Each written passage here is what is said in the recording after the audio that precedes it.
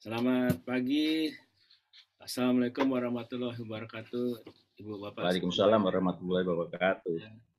Kita kali ini akan membicarakan mengenai pemanfaatan biodiversity Indonesia untuk kemandirian obat nasional.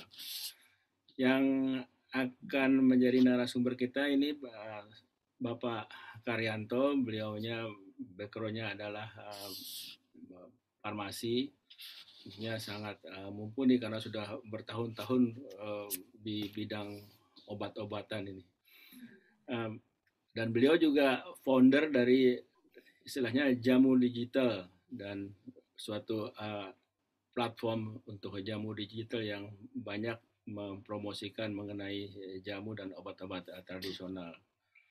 Pak Karyanto, tolong kita dikasih pencerahan nih mengenai bagaimana pemanfaatan biodiversity untuk obat-obat nasional ini. Kelihatannya sebetulnya sudah banyak mulai digunakan, tapi kelihatannya mungkin belum seluas seperti yang kita harapkan.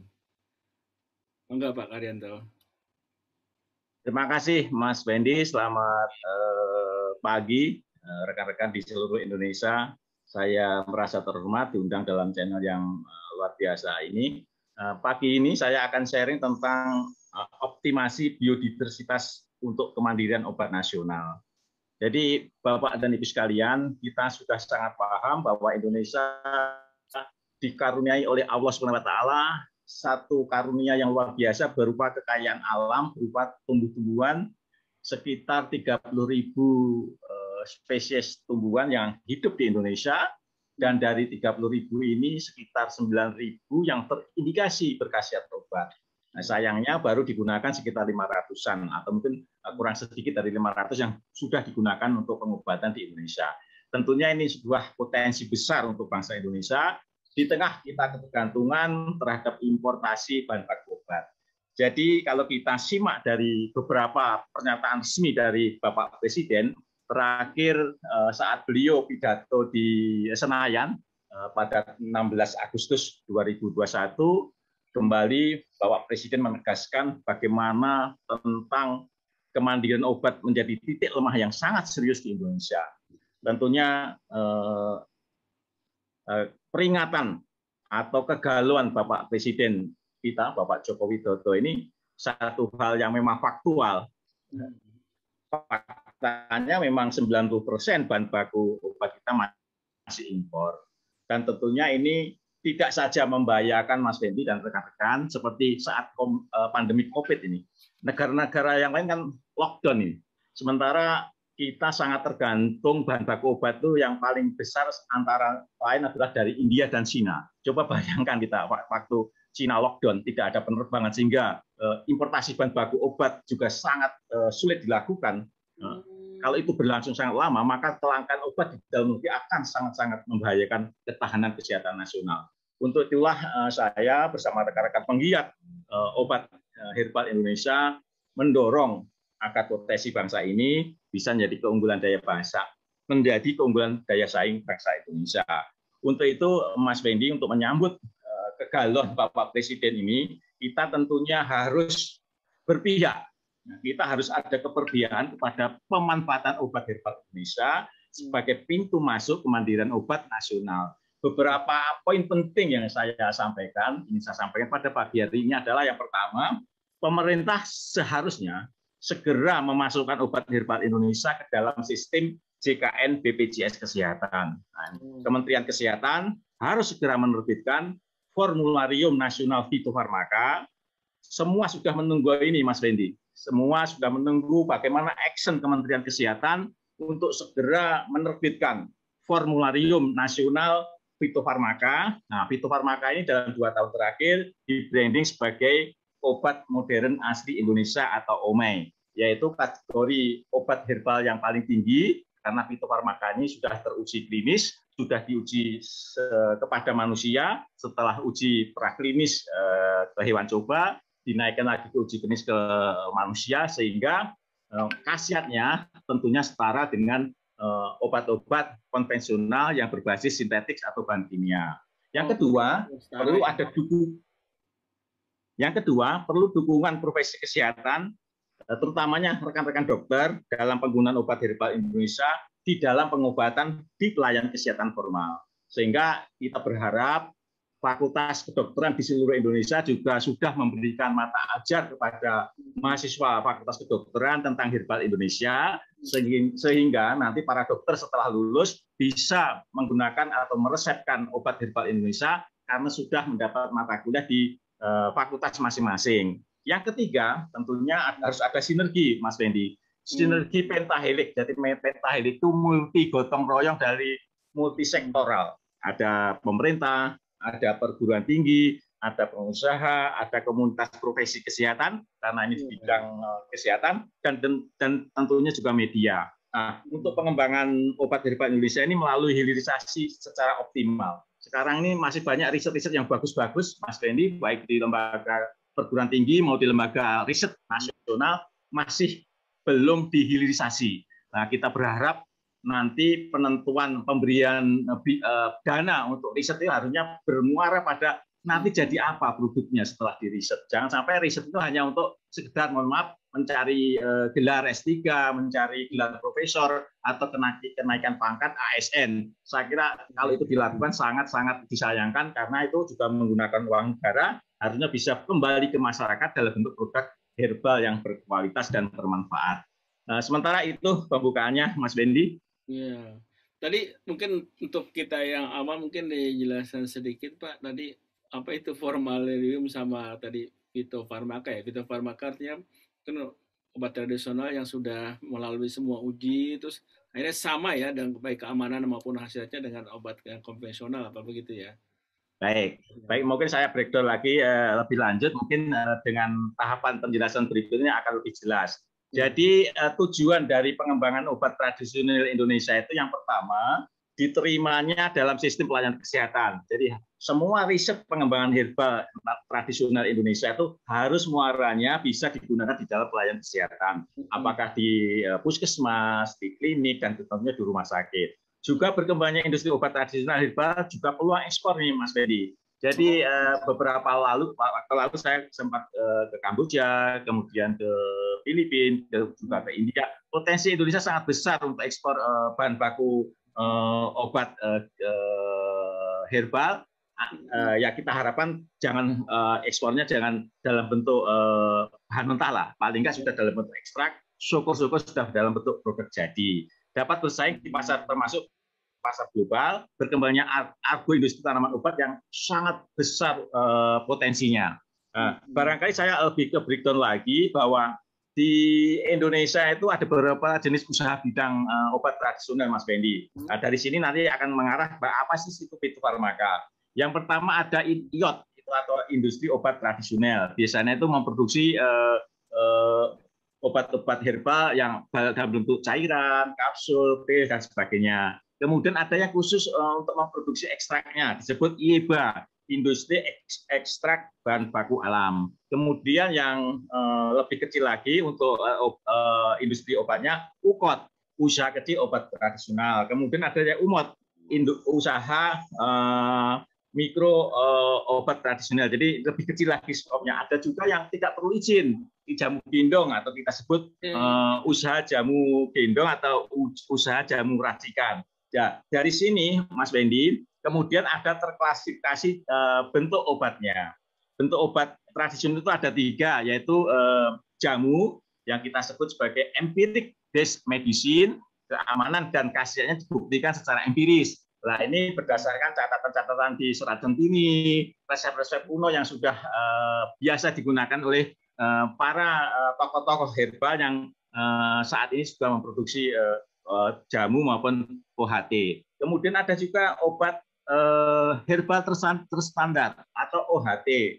Kita sebut sebagai scientific based herbal medicine. Nah, keamanan dan khasiatnya dibuktikan ilmiah uji praklinis. Nah, uji praklinis itu teman-teman yang kuliah di Fakultas Kedokteran dan Fakultas Farmasi paham, yaitu uji yang dilakukan ke hewan coba. Biasanya digunakan kelinci atau tikus putih atau mencit. Produk jadinya juga terstandar, diproduksi di fasilitas industri yang cara produksi obat tradisional yang baik, CPOTB, itu syaratnya. Kemudian juga Yang terakhir, yang tertinggi, golongan tertinggi, karena ini sudah melalui uji klinis disebut fitofarmaka atau clinical based herbal medicine. Keamanan dan khasiatnya dibuktikan melalui ilmiah secara uji klinis. Nah, uji klinis digunakan manusia.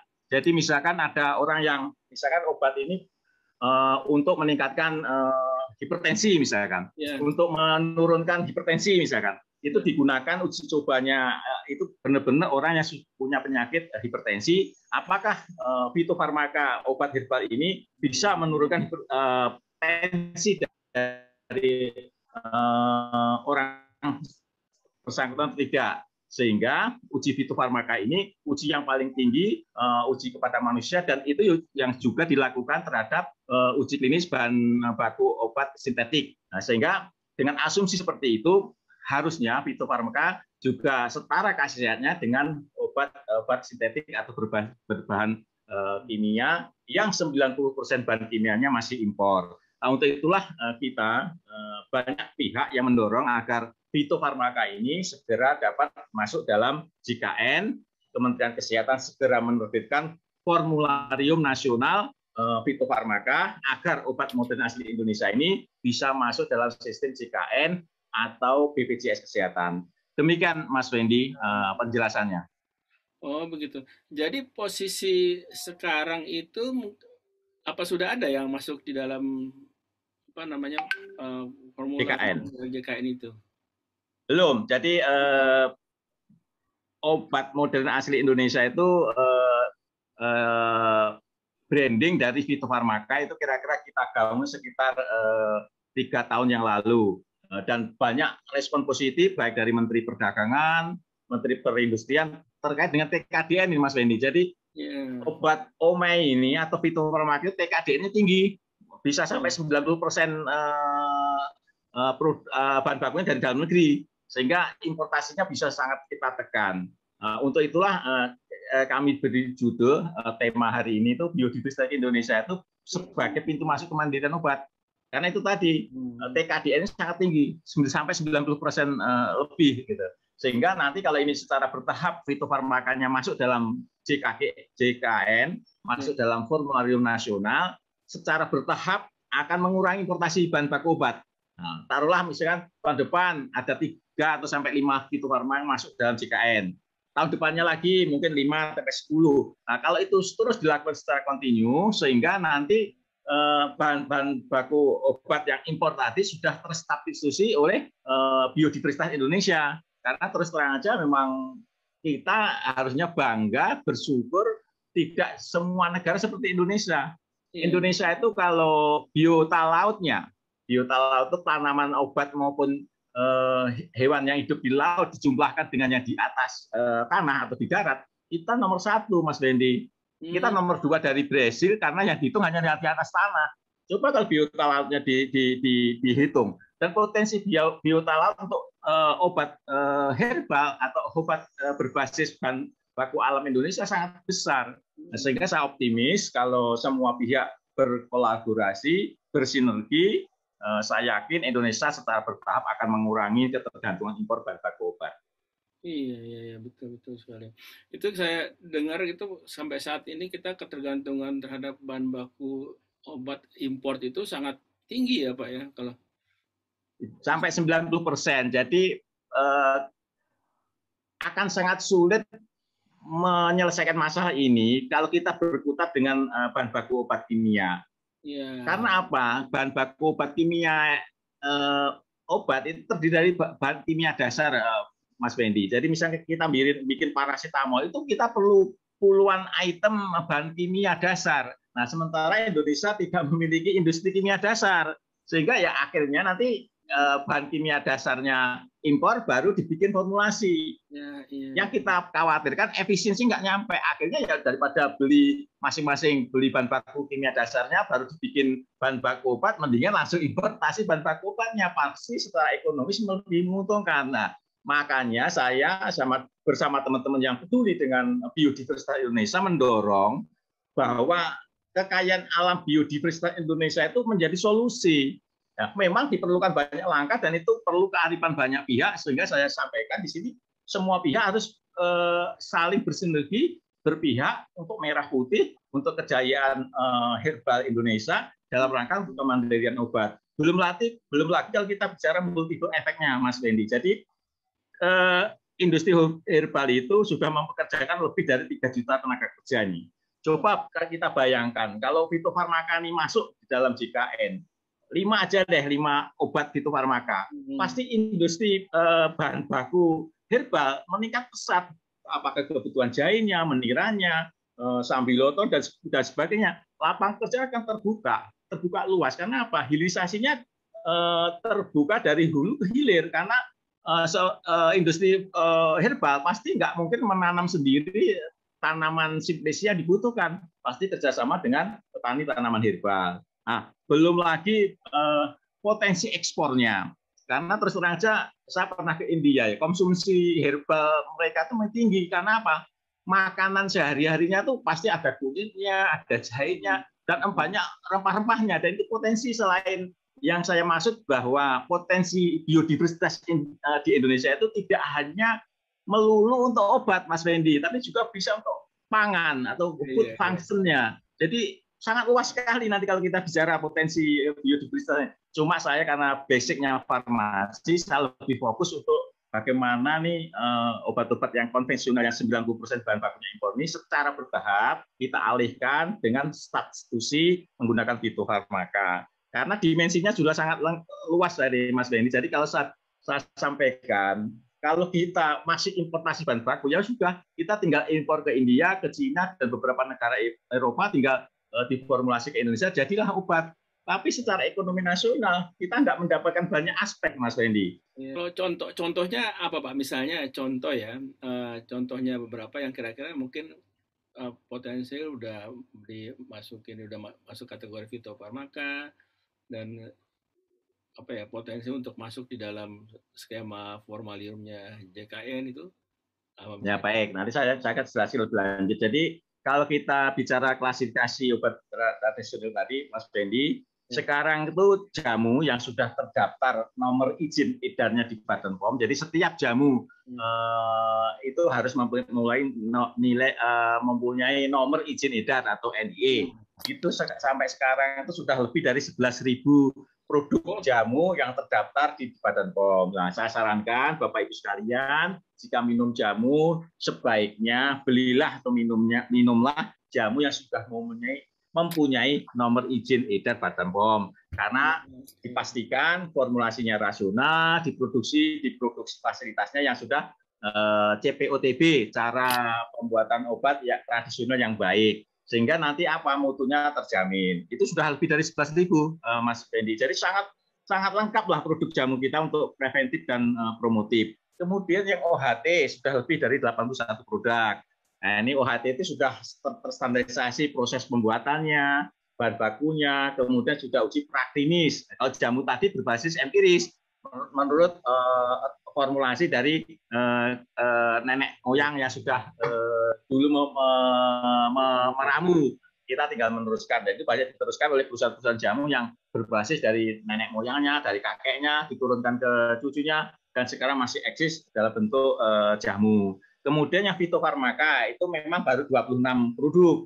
Tapi 26 produk ini bisa dicoba dulu dalam Formularium Nasional Indonesia, sehingga nanti memajukan seperti ini, Mas Wendy. Seperti kalau kita debat mana duluan telur sama ayam. Jadi satu sisi pengusaha didorong untuk meningkatkan kualitas produknya dari jamu ke OHT, dari OHT ke fitofarmaka. Pertama, itu pasti perlu dana yang tidak kecil. Perlu teknologi yang tidak sederhana untuk mengubah dari jamu OHT menjadi fitofarmaka. Nah, sementara nanti setelah fitofarmaka jadi, tidak dikasih pasar oleh pemerintah. Karena pasarnya terserah, kamu pasarkan sendiri. Sehingga jamu, OHT, fitofarmaka ini menyeduh pasar yang sama. Harusnya kan tidak, karena sudah beda kan, jamu empirik base. Bagus untuk preventif promotif. Kalau dokter pasti inginnya yang sudah uji klinis. Nah, itu fitofarmaka. Lah sayangnya fitofarmaka ini belum masuk formulir nasional, sehingga dokter tidak bisa meresepkan dalam konteks jaminan kesehatan nasional. Nah, jumlahnya cukup memadai. Ada yang setahu saya yang OMA ini ada untuk hipertensi ada, untuk kolesterol ada, kemudian untuk imunitas ada, kemudian untuk gangguan lambung ada, kemudian ada untuk batuk pilek ada, cukup lengkap yang OME sekarang ada ini. Nah, kenapa enggak yang ini didorong dulu sampai nanti pemerintah merumuskan, oke deh, nanti yang fitofarma berikutnya yang sebaiknya yang untuk jantung, misalkan. Nah, untuk diabetes sudah ada. Kemudian untuk apalagi anti cancer mungkin kita fokus di mana dulu. Pemerintah bisa mengarahkan risetnya ke sana, Mas Fendi. Asal pasarnya dibuka oleh pemerintah, saya yakin ini pengusaha akan berbondong-bondong. Karena apa? Melihat potensi pasar JKN BPJS ini besar, Mas Fendi. Nah, sekarang mohon maaf, pengusaha menunggu. Ngapain saya harus riset puluhan miliar? Kadang-kadang risetnya tidak selalu positif berhasil, Mas Fendi. Sudah keluar puluhan miliar, pasarnya nggak ada. Karena apa? Yang fitofarmaka sama OHT sama jamu disamakan pasarnya. Tidak dibikin satu pasar tersendiri. Yang uji klinis harusnya dibuka pasarnya untuk para dokter. Jadi kira-kira demikian, Mas Fendi. Boleh saya tanya ini. Saya awam tapi begini ngelihat gini.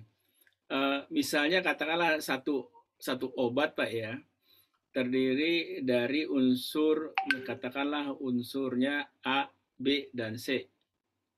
Unsur A, B, dan C ini bisa kita dapat dari bahan kimia sintetis, di mana sekarang yang banyak seperti itu.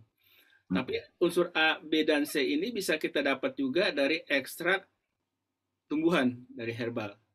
Ya. Artinya kan A, B, C-nya kan hasilnya sama, Pak. Begitu kita campur juga sama. Harusnya lalu masalahnya di mana?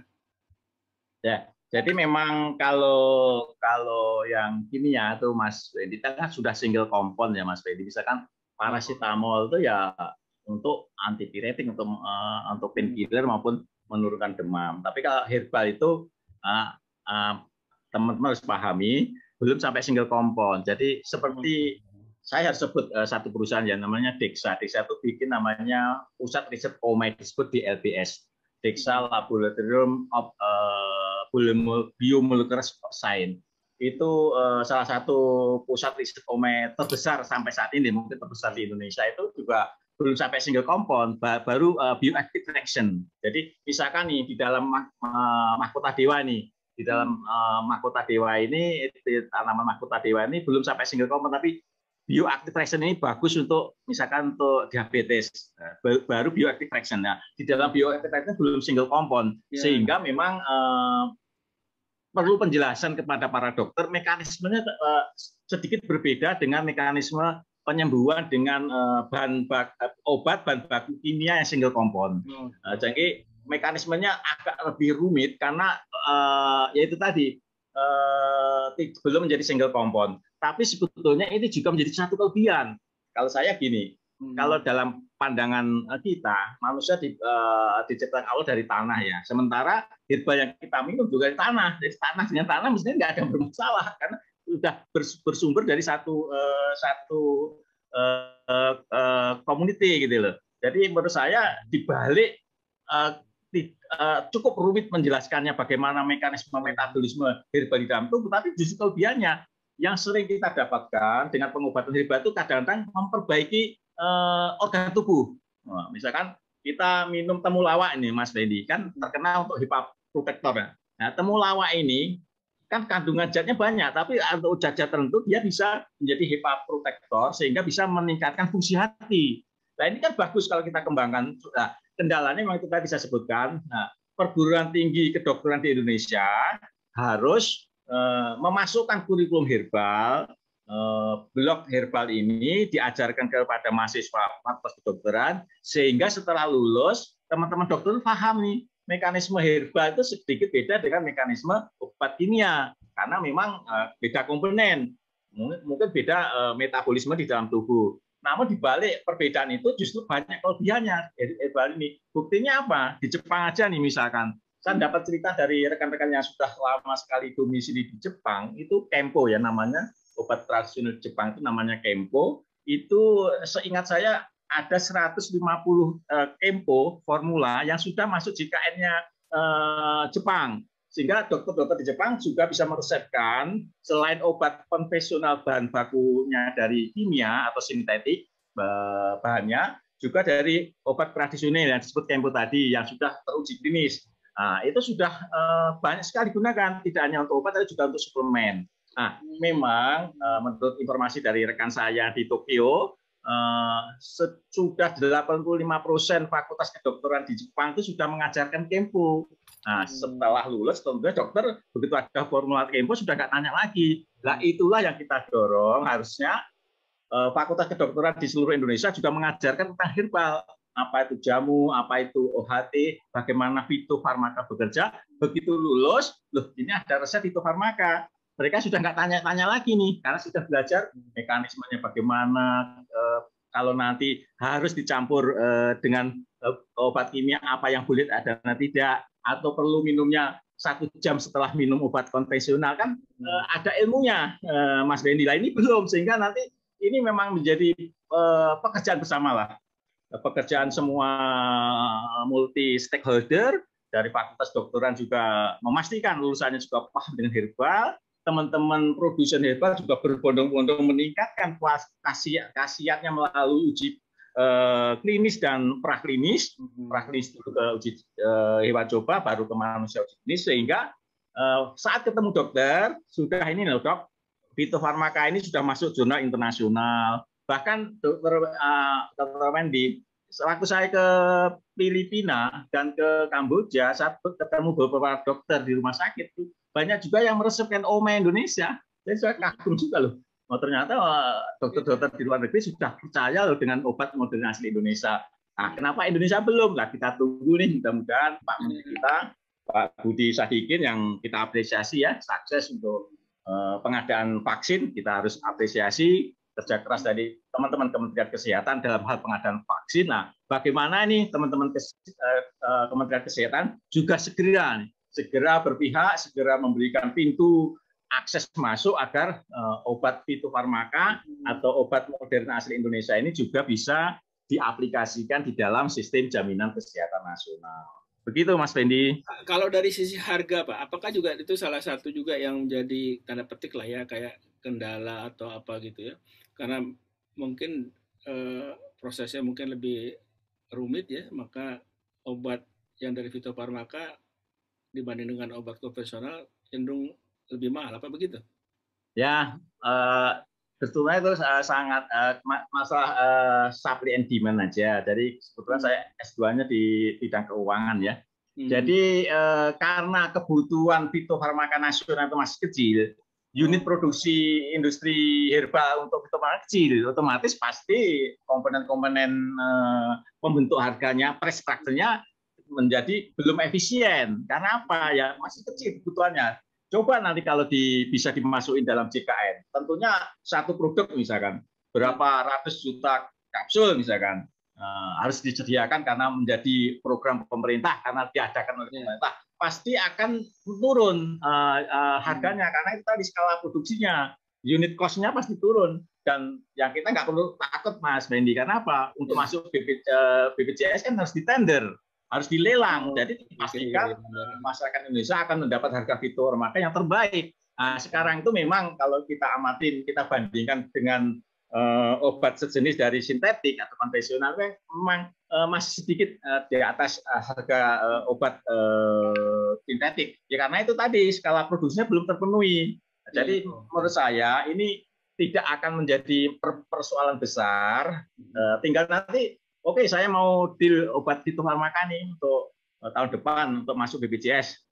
Berapa penawaran harga? Pasti perusahaan yang bersangkutan akan memberikan penawaran harga yang terbaik. Karena apa? Dan dia bisa berhitung, Mas Wendy. Setelah saya membuat sekian ratus ribu, 100 juta kapsul misalkan, kan bisa dihitung satu kapsulnya harganya berapa. Dibandingkan saya harus membuat ribuan kapsul misalkan, pasti harganya jauh karena apa, itu tadi skala ekonominya belum tercapai. Jadi menurut saya yang faktor ini tidak perlu dibesar-besarkan, tinggal aja belum dicoba kok sudah berasumsi. Menurut saya dicoba aja dulu, nanti Kemenkes yang akan menentukan harganya nih. Pasti teman-teman yang di fitofarmaka ini juga akan memberikan penawaran harga terbaik setelah tahu pasarnya gitu. Apalagi mungkin saya awam yang mengamati, saya lihat di sekitar kita nih, kawan, entah bahkan keluarga ya, untuk obat-obat yang katakanlah yang ringan-ringan gitu ya, mungkin seperti obat batuk gitu, kelihatannya malah orang cenderung sekarang lebih senang obat yang basicnya herbal ketimbang yang basic ya, konvensional ya gitu ya. Dan Iya, betul Mas Benny. Jadi sebetulnya kalau back to nature itu sudah sejak saya kuliah tahun 1981, saya masuk di Farmasi Gajah Mada, itu saya sudah mendengar Eropa itu sudah mendengungkan back to nature. Itu sudah 40 tahun yang lalu Mas Benny. Bahkan sekarang dengan adanya disruption pandemi COVID ini menuju ke era green economy kan. Setelah green economy juga ekonomik biodiversitas itu menjadi pilihan. Sekarang sudah COVID ini kan belum ada obat yang spesifik kan. Salah satu yang bisa diandalkan adalah meningkatkan daya tahan tubuh. Dan salah satu yang dikonsumsi oleh masyarakat Indonesia saat pandemi COVID adalah jamu. Ya kan, atau empon-empon yang paling terkenal sekarang itu empon-empon jahe, temulawak, kunyit, mohon maaf. Itu saya kira menjadi era nanti. Saya setuju dengan pandangan Mas Fendi bahwa ke depan memang ya kembali alam itu sudah menjadi habit itu. Sekarang terus orang lebih senang makan tanamannya milih yang organik ya. Sudah mulai nggak mau pakai pupuk kimia. Bahkan sudah sampai arahnya sudah sangat spesifik. Nah, ke depan saya yakin obat herbalnya akan melesat pasarnya seiring dengan pandemi ini yang memang hanya bisa perisai tubuh kita bisa ditingkatkan dengan mengkonsumsi imunomodulator berbasis bahan alam. Di Indonesia terkenal ada yang meniran, bahkan meniran sudah ada yang fitofarmaka, Mas Fendi, itu sudah teruji klinis. Kemudian ada sambiloto, empon-empon itu banyak sekali untuk meningkatkan imunitas tubuh dan itu akan menjadi tren dunia. Apakah dalam bentuk obat atau menjadi food function atau pangan fungsional nggak masalah. Yang penting tujuan kami Jamu Digital bagaimana menggaungkan mosok sih di depan rumah kita itu tanaman herbal tumbuh dengan subur, kita masih dari tahun 80 sampai sekarang belum ada penurunan impor bahan baku obat. Ini tentunya menjadi pekerjaan besar dari bersama. Dan bersyukur Pak Jokowi Presiden kita juga mengendorse jamu melalui vlognya. Dan saya dengarkan kegalauan Pak Presiden terhadap importasi bahan baku obat tidak sekali. Waktu ulang tahunnya Ikatan Apoteker Indonesia, beliau juga menegaskan bagaimana kita semua harus mengurangi importasi bahan baku. Karena apa? Selain bahaya rentan terhadap ketahanan kesehatan nasional, juga rentan terhadap devisa negara, terkuras habis untuk importasi. Nah, sebetulnya Mas Fendi, kalau kita menelisik dari pendiri bangsa ini, proklamator kita Bung Karno, saya pernah menemukan naskah beliau bahwa di depan ahli farmasi Indonesia, waktu itu ada kongres tahun sekitar 65 ya, 196, beliau menyebutkan bahwa ahli-ahli farmasi Indonesia itu harus mengembangkan pembangunan farmasi Indonesia berbasis bahan alam Indonesia. Sebetulnya Pak Soekarno yang punya visi ke depan itu sudah menegaskan bahwa Indonesia yang kaya dengan bahan alam, salah satunya tumbuhan obat itu harus digunakan sebagai pembangunan farmasi. Tapi sayangnya sudah sekian presiden belum terlaksana.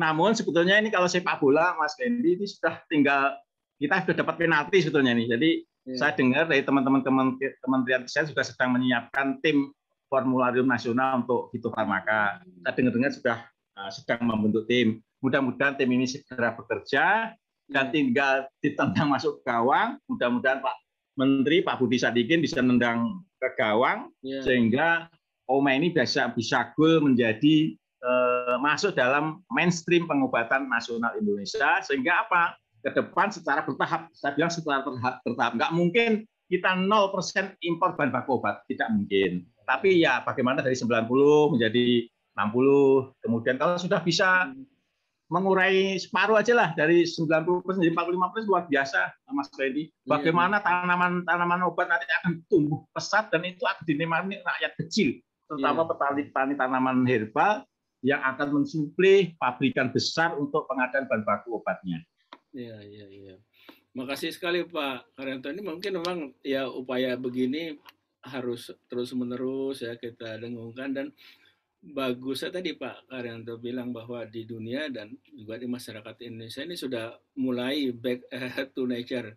Dan kalau kita lihat sekarang kecenderungannya juga mulai ya, kalau kita beli obat suplemen, kita bukan obat, suplemen.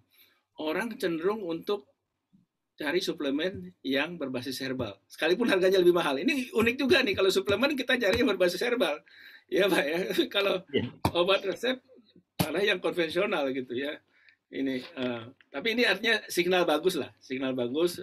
Mudah-mudahan tadi Pak Karyanto bilang dalam waktu dekat yang tadi kita cita-citakan itu terlaksana ya, mengurangi ketergantungan terhadap bahan baku impor. Ya kalau sekarang memang kita baru terbuka, dan itu mengejutkan ya. Saya sedih mendengarnya bahwa 90% dari obat kita itu bahan bakunya dari import itu. Jadi ketergantungannya tuh sangat amat besar ya. Kalau orang-orang bilang tuh, kalau kita dibilang, Bapak bilang biodiversity kita ada berapa tuh, 30.000 jenis, baru kita manfaatkan sekitar 500. Itu nanti kalau orang bilang itu ya apa ya, kalau kita nggak manfaatkan dengan pakai kemampuan, kufur nikmat orang bilang. Ya, ya. Di depan mata sudah tinggal memetik, tinggal memproses. Kita Iya. jauh-jauh harus impor ke negara lain, dan itu juga mengeluarkan uang nggak sedikit. Dan juga yang jelas tuh secara multiple efek terhadap ekonomi nasional nggak ada, Mas Benny. Coba kita bayangkan kalau fitofarmaka jamu, OHT, fitofarmaka sama-sama berkembang. Jamu berkembang sebagai langkah-langkah preventif promotif, sehingga kita bangsa Indonesia akan makin sehat. Karena apa? Sudah biasa minum jamu sehingga jarang sakit. Nah, kemudian kalau berobat pun berobat herbal. Jadi semua komponen pengobatan mulai dari jamu, OHT, fitofarmaka itu semuanya dari produksi dalam negeri. TKDN di atas 90%. Kalaupun ada impor sangat sedikit sekali dibandingkan yang harus obat kimia yang 90% harus impor. Belum lagi itu tadi menumbuhkan kearifan lokal. Kita bayangkan Mas Bendy, saya waktu beli ome di Filipina, Kamboja itu merinding Mas Bendy. Ternyata obat herbal kita tuh dipakai di luar negeri oleh komunitas dokter, dipajang di outlet apotek yang strategis. Wah, ternyata hebat loh ya. Produk hebatnya Indonesia. Kenapa di Indonesia malah kurang ya responnya? Tapi kita, saya selalu orangnya tidak perlu menyalahkan siapa. Semuanya itu kita harus punya andil. Barangkali ini saatnya yang sebetulnya zamannya Pak SBY menjadi presiden, beliau melalui tim ekonominya itu sudah membuat buku roadmap pengembangan jamu Indonesia. Itu sampai 2025 lah. Itu sudah bagus sekali, Mas Bendy. Termasuk yang saya kerjain, Mas Bendy, jamu digital itu salah satu yang di misinya adalah bagaimana meningkatkan branding dan akses pasar digitalnya. Ternyata di dalam roadmap itu ada, di dalam SWOT analisis disebutkan bahwa komunikasi publikasi tentang brandingnya jamu itu kurang, masih lemah. Nah, ternyata sebetulnya tim itu sudah sangat detail roadmap-nya. Tinggal mulai barangkali implementasinya. Bahkan Pak Jokowi sejak awal kan memang sudah menggaungkan, beliau sendiri kan tiap hari minum empon-empon kan. Itu sebenarnya sinyal besar. Cuma ya ini mohon maaf nih, teman-teman Kementerian Kesehatan nih mungkin sudah ditunggu banyak pihak ini. Kementerian Perdagangan sudah akan mendukung. Karena apa? Kalau fitofarmaka atau OHT jamu berkembang, Mas Wendy, ekspor kita juga sangat terbantu nanti.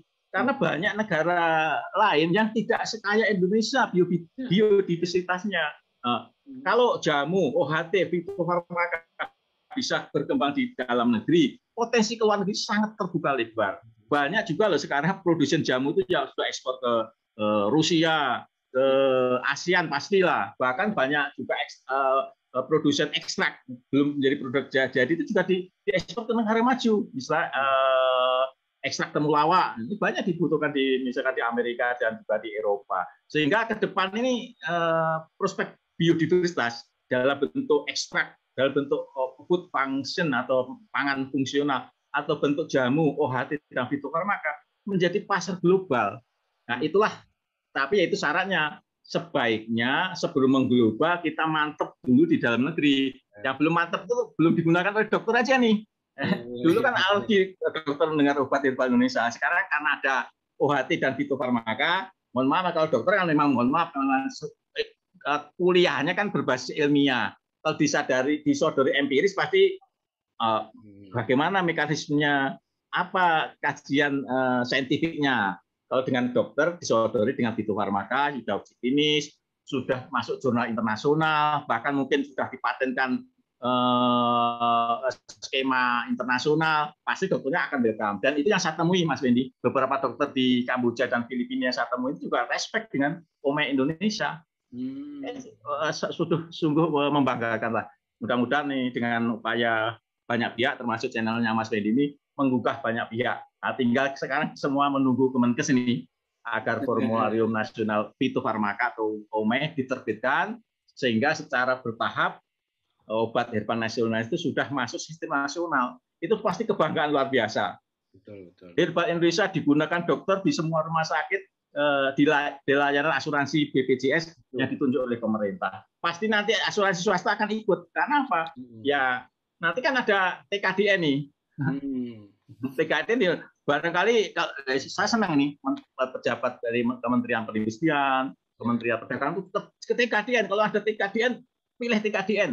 Ya nanti baru rembukan harga kan. Karena apa ya? Bagaimana kita bisa mencintai produk kita sendiri kalau kita sendiri nggak cinta dengan produk kita. Nah, TKDN ini jadi kata kunci juga untuk mendorong penggunaan produk obat herbal asli Indonesia.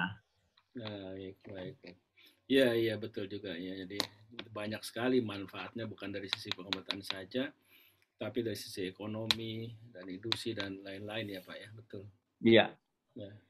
Baik Pak Karyanto, semoga dan bukan hanya semoga, dan kita yakinlah semuanya ini bisa berjalan ya, bertahap tentunya ya. Tapi tadi dari Kementerian Kesehatan mungkin udah mulai bergerak, dan dari banyak juga tadi Bapak bilang ada asosiasi dokter yang mendalami ini ya, obat herbal. Ya. Baik, terima kasih Pak Karyanto. Sebelum ditutup Mas Wendy, saya ingin menyampaikan beberapa mungkin penting kita sampaikan. Setidaknya ada 15 faktor pembeda kenapa OME ini kita perlu dorong. Pertama, ya komitmen menggunakan 100% biodiversitas Indonesia.